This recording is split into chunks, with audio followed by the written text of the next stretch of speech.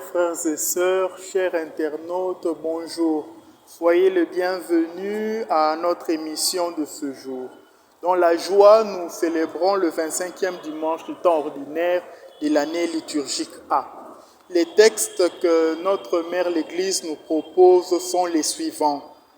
Première lecture, Ésaïe chapitre 55, versets 6 à 9. Deuxième lecture, Philippiens chapitre 1, versets 20 à 24, puis le verset 27. Évangile de Jésus-Christ selon saint Matthieu, au 20e chapitre, le 16 premier verset.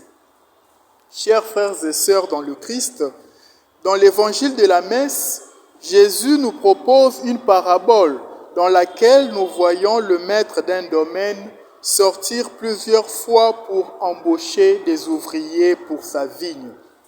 Il sort le matin à 9h, à 12h, à 15h et à 17h alors qu'il ne reste plus qu'une heure de travail. On pourrait s'interroger, chers frères et sœurs, sur l'origine de cet acharnement, pourrons-nous dire.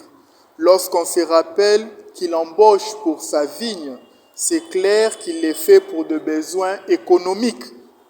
Plus il y a de moyens de production, plus la production augmente et il peut gagner davantage d'argent en un temps record. Cependant, ne perdons pas de vue que cette parabole nous est présentée pour expliquer le royaume des cieux. Et parler du royaume des cieux revient à parler de Dieu lui-même. L'attitude de ce maître de domaine nous ouvre le panorama de la grande bonté de Dieu qui ne cesse de te chercher, qui ne cesse de me chercher, qui ne cesse de chercher tout un chacun de nous pour notre bien. Que fait ce maître de domaine en donnant du travail à ces hommes? Il leur donne un moyen de subsistance. Il leur offre un chemin humain pour retrouver la dignité. Il leur donne un moyen pour s'épanouir, une possibilité pour être utile pour eux-mêmes et pour leur société.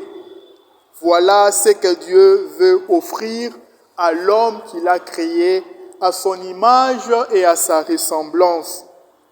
Il veut que nous soyons des hommes et des femmes vivants, des personnes dignes, épanouies, utiles pour l'Église, utiles pour nos familles, utiles pour notre société.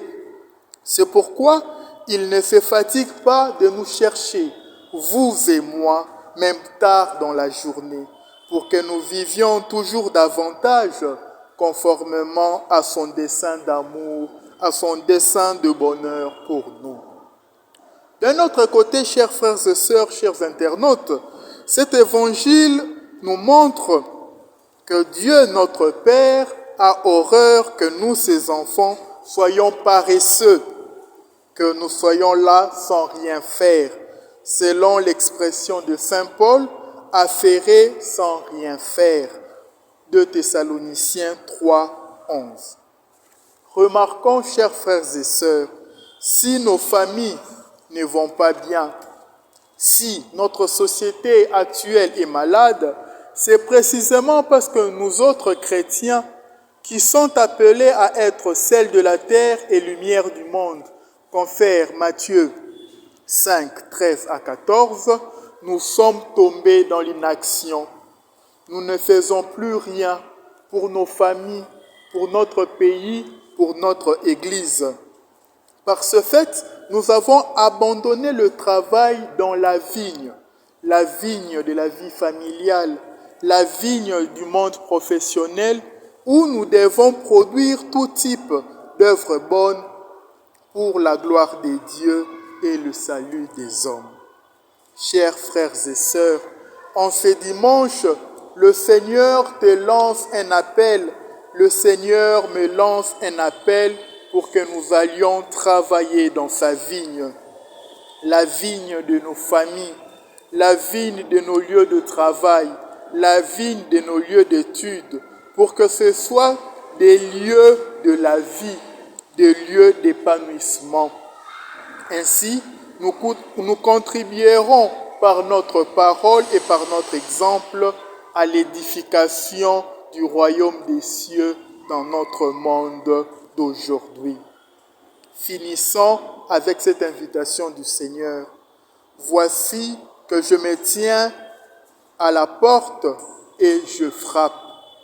Apocalypse 3, 20.